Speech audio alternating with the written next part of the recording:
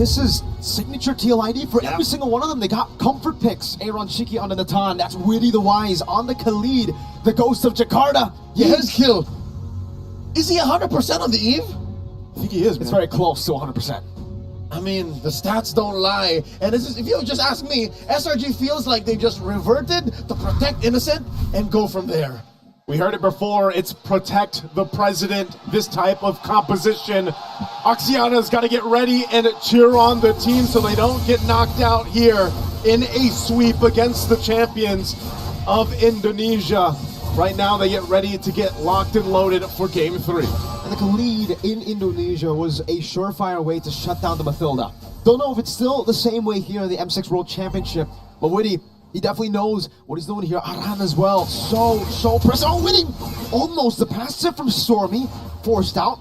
Yeah, Aran on the Hilda, very annoying, just cuts the waves and joins in Fredrin in the jungle. Not even a minute in, and Team Liquid are already living inside SRG's jungle. That's 3 heroes crossing the river. This is uninhibited aggression. I don't think I've ever seen a team this aggressive in M6. They can play around this aggression just by the mere fact of how they've performed throughout the past 2 games. TLID really confident in the way they're approaching this, especially with the lineup they have. Cram's going to go ahead and visit down, but it's Aran. He's going to be fine. Taking a look at the emblems, though, real quick. We do, of course, have that Warcry Edith. We've seen this iteration before, and it can actually do quite a bit through the course of a game. Of course, the quantum charges here for Innocent to go ahead and play around the mobility already provided with a Matilda. And, you know, that combination, too. Matilda, Fredrin hasn't worked out for some teams, but again, it's still a risk against what TLID wants to set up. Something very telling as well. This is Kram's Edith rocking the double mobility emblem set. So he understands that I'm not going to see Aran very often on the Hilda, so I might as well rotate quickly around my lanes as well. Yeah, solid choice. Aran might actually get caught in the cut here. Actually is able to escape for a bit, guys. We'll definitely be looking for the taunt. That's an Earth Shatter. Another knock-up and another taunt. Kram wants to go for it. Aran is actually staying here. Decides to stay. Flickers out, but Yums gets first blood. All in the meantime, though. A free neutral objective. What time here, Team Liquid ID? If you ask me at this point in the game, I would say, yeah, Aran's life, maybe plus a flicker, is worth the turtle. I was going to say, that all he wanted to do was buy some time. Oh, now Yums. Oh, Raging Sandstorm going to be used. No connection, though, from Witty.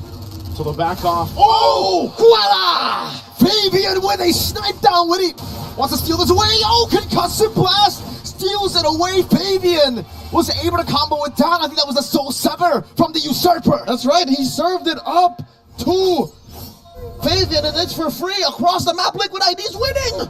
Oh man, again, Fabian able to go ahead and get that. Now they just have control of pressure on the jungle here. Soul Sever.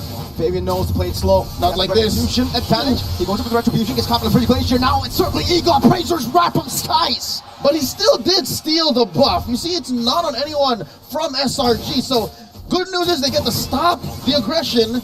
But bad news is, I think Sakai's needed that buff. Yeah, he did. He had to, but again, it's a good way to at least have an answer for something, because they know that if TLID wants to play slow, they can. We saw this even back in game 1. But if they want to go fast and build on momentum that they have early on, they'll do that as well. But the thing about this, too, is you have the Natan in the equation. Yeah. So late game potential is actually pretty strong here for TLID. Now, I got to ask the question. Bruno has been destroying everybody in the Swiss stage, knockout stage as well. Yep. But if it comes to the late game, do we still favor Natan, or is it still Bruno?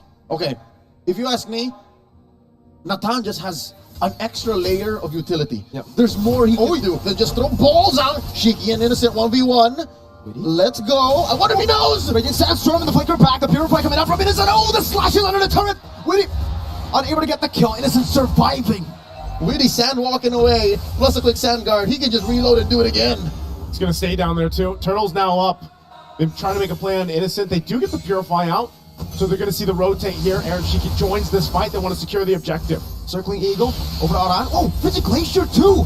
Everything used onto Aran. Yehezkiel's just chilling with the real world manipulation, and Kram will not be able to do much. Can they do it again? Sacrifice major resources to secure the turtle. Looks like it's gonna be unnecessary. Yeah. Liquid ID scoring the second turtle of the game. They want to go in for the purple buff too. Fabian has saved the Retribution.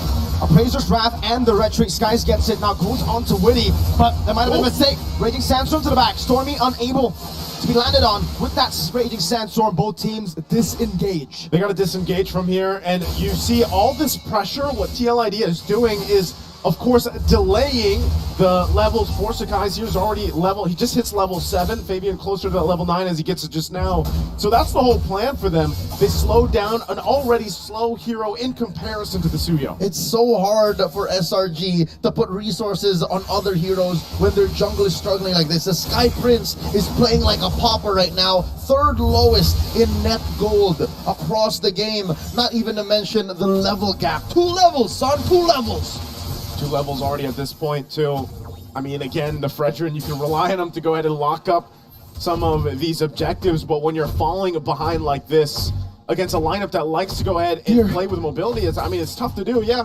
You can rotate around with Yumes, but at what cost here? Gentlemen, can I just say, Shiki built his second full item In 5 minutes.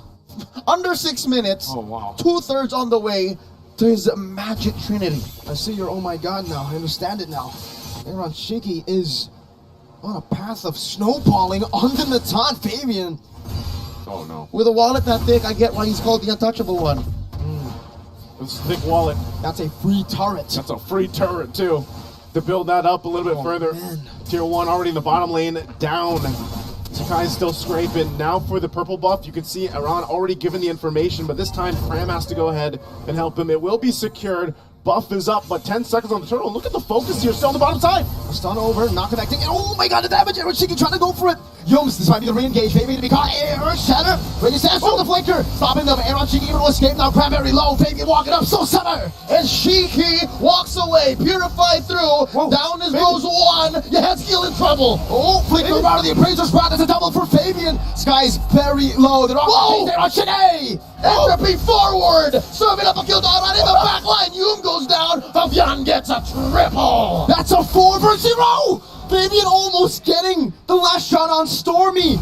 7 minutes in, it's a 5,000 gold lead. This is a stampede. What was that fight? It looked like they sent one every angle, and they cleaned it up, almost getting a wipeout. Stormy, the one to survive, and TLID will also get the turtle. At that point, it just looked like SRG was head on a swivel. That's what you get when you have a 5,000 gold lead at 7 minutes. You could spread out your opponents, and if you go man to man, mano a mano, you're just shooting more fire than they are. Yeah, I mean, even with all that happening, we were just talking about Aaron Shiki getting close to his Holy Trinity here, almost nearly there with that Holy Crystal.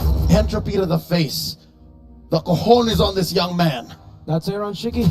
We saw a glimpse of that in the MPLID Grand Finals. He was flickering forward, at the time dying most of the times.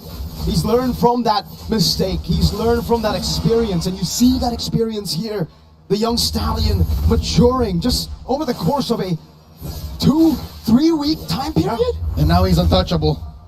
He's untouchable at this point. Fabian too. Look at the damage just alone. 13, level 13 to Sakai's 9. And this is exactly why TLID continues to do this. Now assaulting the tier 2 in the bottom side already. No. Look at this. What? Completely out macroed. Stormy gets picked off up top. We didn't even have to use the Raging Sandstorm. That was 2v1. That was 2v1. And if I'm not mistaken, the last time we saw Stormy, he had an ult. He had a passive. Yeah, earlier on. Oh. When Cram gets the lead of the Raging Sandstorm, setting Cram out. Fabian going in. Primal Wrath to escape. Skies wants to go in with a taunt as well. RWM from Yehezkiel. The ghost is swiping away. Can they get one underneath the Skies falls? Another sniper away. Shiki gun zooms down from the skies. Oh, SRG, it's looking so grim at this point. It's still early on, under the 10-minute mark, but they're just getting picked off everywhere. Stormy even pull a distance. Taking names, turrets, camps. Team Liquid ID are starving every turn. That's a 3,000 gold lead between the gold laners. Aaron Shiki, Holy Crystal, on the way to a Divine Glaive, it seems. Seems. Yeah, that's going to be way too much. It already is to deal with. Lord gone. Doesn't stand up for long, and now buffs and everything else that TLID wants as they balloon it to 10,000 gold at under the 10-minute mark. What's the comeback angle? What do SRG have to do to keep the Golden Road alive? I'll say stay underneath your turrets, pop the holy shields if necessary, and make the most of Stormy's ult. Frigid Glacier might actually be one of their few stoppers. There's a problem with that though. Innocent only has the Malefic gun. He doesn't have the Berserker's Fury yet. Yeah. Is it enough damage to even defend? That's what I'm saying. Use your turrets. They have to be smart about it. At this point, how do they juggle this? Shield defense is already going to be popped. Bottom, mid, nearly the top next. Aaron Shiki, just as we mentioned, now Divine Glaive. They are more than ready for this fight if they want to force it. They try to keep it together under the turret. Onto the unbreaking section from A! Going on to Innocent, slain again. Skies will get the ton on Aran, but Liquid want to stampede their way to a win. It might be over. The base is open. That is a wipeout. A slow death for the Red Giants. Yeah, Hezkiel, Winter Crown in the base.